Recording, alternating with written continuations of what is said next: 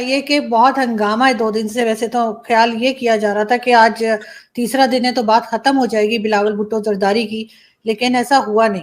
आपका मीडिया भी शोर मचा रहा है, इधर हमारा मीडिया भी दिखाता चला जा रहा है। आपके ख्याल से गलती किसकी थी? क्या आपके यहाँ से जो फॉरेन मिनिस्टर हैं डॉक्टर जयशंकर, क्या उनको ये बात नहीं करनी चाहिए थी कि पाकिस्तान की तरफ पॉइंट आउट करें और टेररिज्म की बात करें? या आपके ख्याल से बिलावल भुट्टो जरदारी जो है उनकी जो वर्ड्स थे वो ठीक नहीं थे?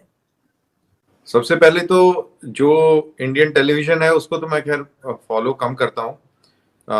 मैं ट्विटर को ज्यादा फॉलो करता हूँ। ट्विटर के ऊपर दीपिका पादुकोण और उनकी बिकनी के रंग के ऊपर बहस छिड़ी हुई है। जो उनकी जो पिक्चर आ रही है पठान।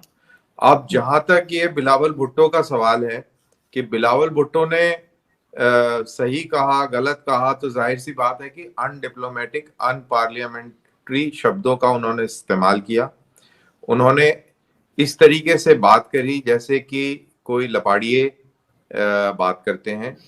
और जहां तक उनके बयान की जो ग्रेविटी है, देखिए हमारे मुल्क में और पाकिस्तान में एक बहुत अहम फर्क है। हमारे मुल्क के अंदर इंस्टीट्यूशंस बरकरार हैं और फंक्शनल हैं। जहां तक गुजरात के दंगों का सवाल है, सुप्रीम कोर्ट मॉनिटर्ड एसआईटी की तरफ से प्रोबिंग वो इन्वेस्टिगेशंस हो चुके हैं। और इस तरीके के जितने भी एलिगेशन लगे थे ये सारे के सारे बेबुनियाद थे। और इस चीज की अहमियत इसलिए भी बढ़ जाती है कि जब ये एसआईटी बनी और जब ये तहकीकात हुई तब सोनिया गांधी की सरकार थी, ऑपोजिशन की सरकार थी। तो ये भी कोई नहीं कह सकता कि इन लोगों ने इस पूरी प्रोसेस को इफेक्ट कर दिया है। तो ये चीजें पाकिस्तान में देखने को नहीं मिलती। हमने देखा कैसे इमरान खान के केसेस में और अदरवाइज सुप्रीम कोर्ट जो है मैनिपुलेटेड रहता है। तो यहाँ पर सबसे पहली बात इंडिपेंडेंट जुडिशरी है। दूसरी चीज ये इंटरनल मैटर है।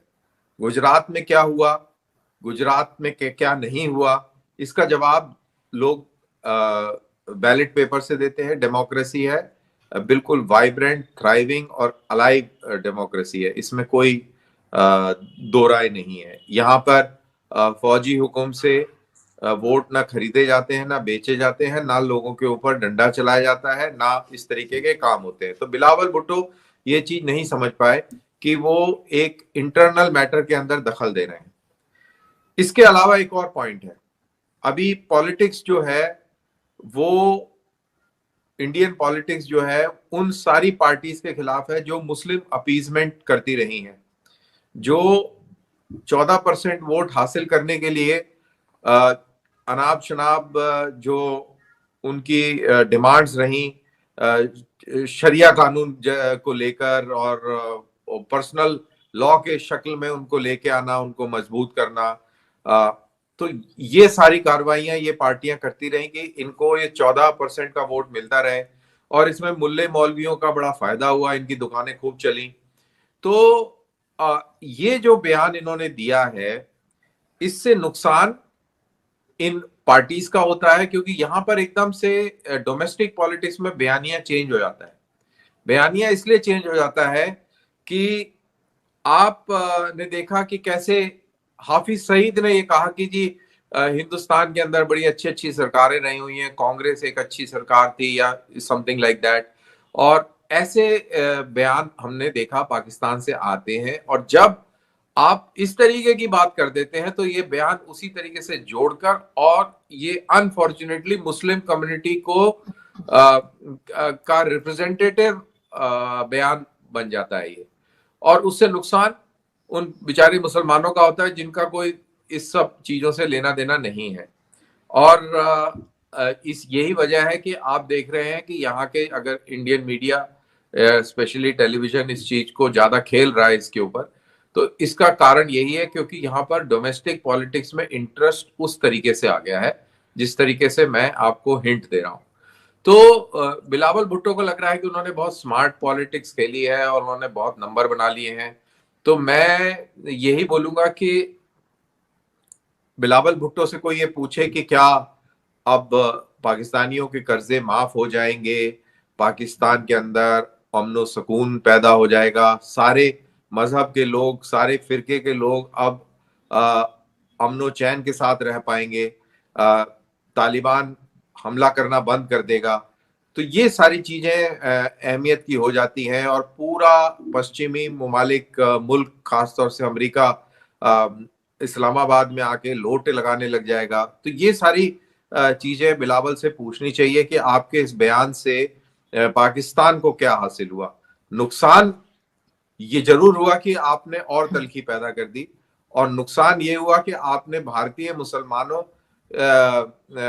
का जीना और थोड़ा सा मुश्किल कर दिया, क्योंकि जितनी आप हिमायत वहां से बैठ के भारतीय मुसलमानों को दिखाते हैं, उतनी बेचारों की यहाँ पर सिचुएशन जो है गड़बड़ा जाती है। तो ये ख्याल रखना चाहिए, लेकिन वो इतना ख्याल नहीं रखते क्योंकि उनको अपना पड़ा है। वो खुद वजीर आजम बनना चाहते हैं और उस चक्कर में वो अपनी कवायद में लगे हुए हैं। तो जो एंटी हिंदू नैरेटिव पाकिस्तान के अंदर जो शुरू हुआ है, और ये है कि भाई जितना ज्यादा ऐसा बोलेंगे उतना फायदा होगा, बिल्कुल वैसा ही है जैसा यहाँ पर है। तो बिल्कुल ठीक है।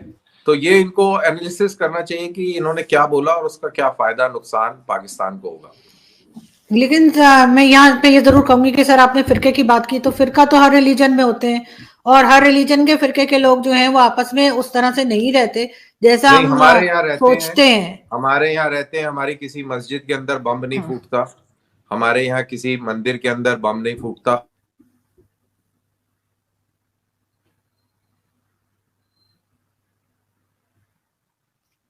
फोन आ गया था, एक फोन आ गया था, तो एक मिनट जरा होल्ड करिए।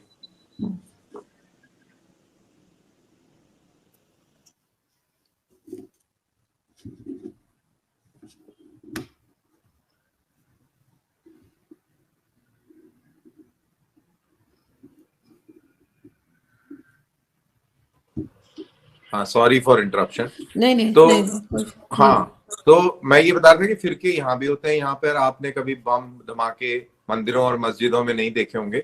वो जब भी होते हैं जब पाकिस्तान स्पॉन्सर टेररिज्म होता है, और तब उस तरीके के ब्लास्ट किए जाए तो जरूर हो जाते हैं। आतंकवादी की घटना होती है जिसमें लश्कर तोयबा और जैश ए मोहम्मद जैसे आतंकवादी शामिल होते हैं, तब जरूर हो जाती है। अदरवाइज यहाँ पर कभी नहीं होती। और यहाँ पर सारे के सारे, भारत एक बड़ा खूबसूरत मुल्क है जहां पर मुसलमानों के सारे फिरके, जितने फिरके दुनिया में मिलते हैं वो सारे फिरके हिंदुस्तान में हैं।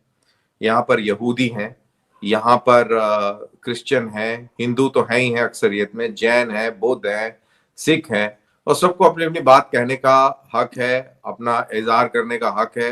सभी टाइप की बातें करते हैं, सभी टाइप की बातें करते हैं, लेकिन वायलेंस का यहाँ पर किसी को हक नहीं है। और जो भी कोई वायलेंस करता है उसके ऊपर लॉ बहुत सख्त है, इसमें भी कोई डाउट नहीं है।